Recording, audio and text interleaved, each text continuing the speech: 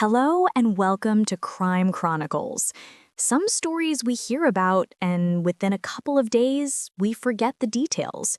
But then there are other stories, the kind that stay carved into our memory forever. Today's story isn't just about a crime, it isn't just about tragedy.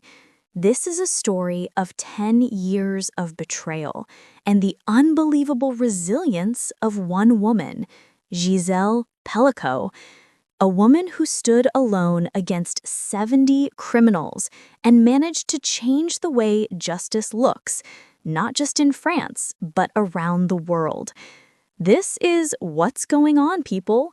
In this show, I'll take you through true crime stories, strange historical events, haunted places, and all those stories that make us stop and say, what is wrong with people?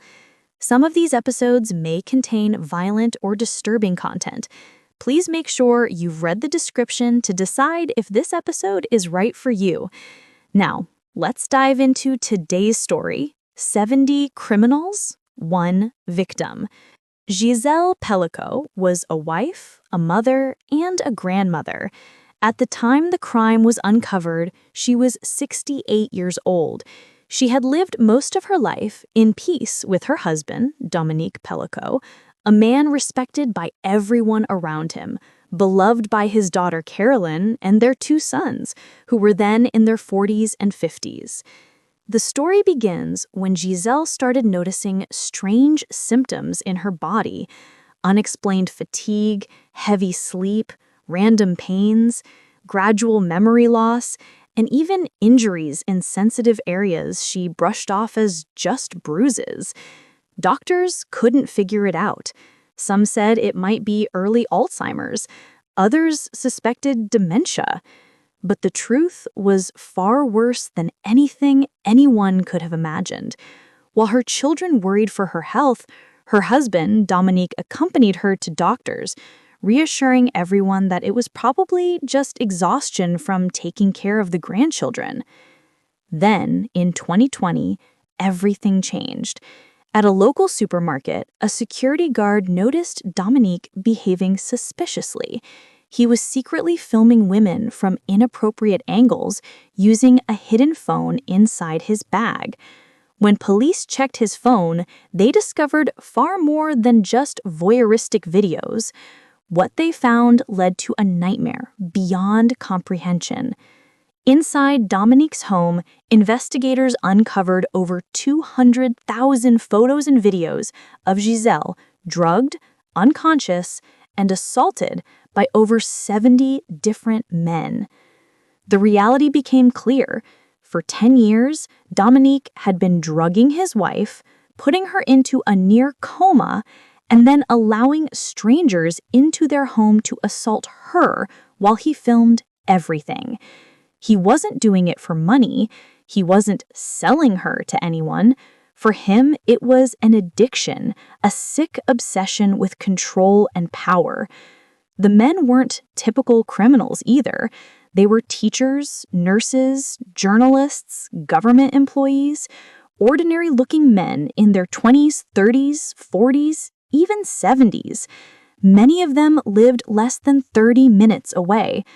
When Gisèle was finally shown the photos during the investigation, she broke. At first, she didn't even recognize herself.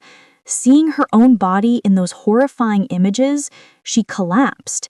And yet, instead of staying silent, she made a decision that would inspire the world. She would fight back. She chose not to hide her identity. She faced her abusers in court, looked them in the eyes, and said to the world, "The shame is not mine. The shame is theirs." She even kept her married name, Pelicot, not for her husband, but for her grandchildren, so they wouldn't carry the name as a curse tied only to a monster, but also to a survivor.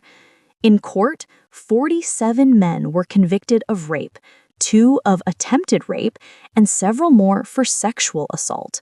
Many tried to defend themselves by claiming, "We thought she was consenting, we thought she was role-playing." But Dominique's own videos exposed the truth. Gisèle wasn't just asleep, she was completely unconscious, unresponsive, unable to move. To make matters worse, police also found hidden spy cameras in the family home. Dominique had even filmed other women in the family, his own daughter among them.